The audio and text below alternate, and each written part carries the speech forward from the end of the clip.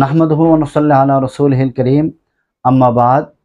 সম্মানিত হাজিরিন, মাদ্রাসা ফাতেমাতুজ জাহরা ও মার্কাজুল ফুরকান ইন্টারন্যাশনাল মাদ্রাসা, পূর্ব রসুলপুর ৮ নং রোড, কামরাঙ্গীরচর, ঢাকা এর স্টুডিও থেকে আজকে আমরা একটা মাসআলা নিয়ে আলোচনা করব। অনেকেই জানতে চান যে ছেলে মেয়ে যদি উপযুক্ত হয় তাহলে বাবা মায়ের উপর বিবাহ দেওয়া জরুরি কিনা।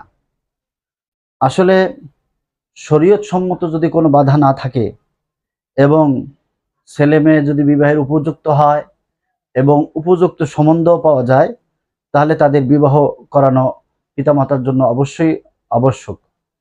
কারণ সন্তান বিবাহের উপযুক্ত হওয়ার পরে যদি পিতামাতা তাদের বিবাহের ব্যবস্থা না করে, তাহলে সন্তান যদি কোনো গুনাহ করে, ছেলে হোক আর মেয়ে হোক, তাহলে এই গুনাহের একটা অংশ বা এই গুনাহ পিতামাতার উপরেই বর্তাবে।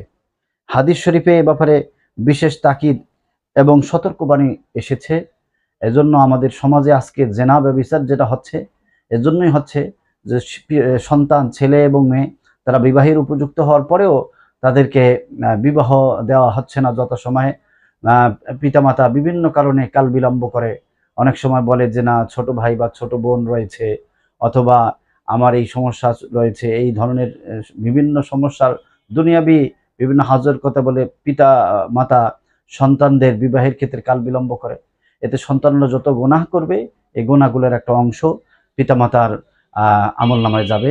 এজন্য প্রত্যেক পিতামাতাকে সতর্ক থাকা, উপযুক্ত সময়ে সন্তানের বিবাহের ব্যবস্থা করা।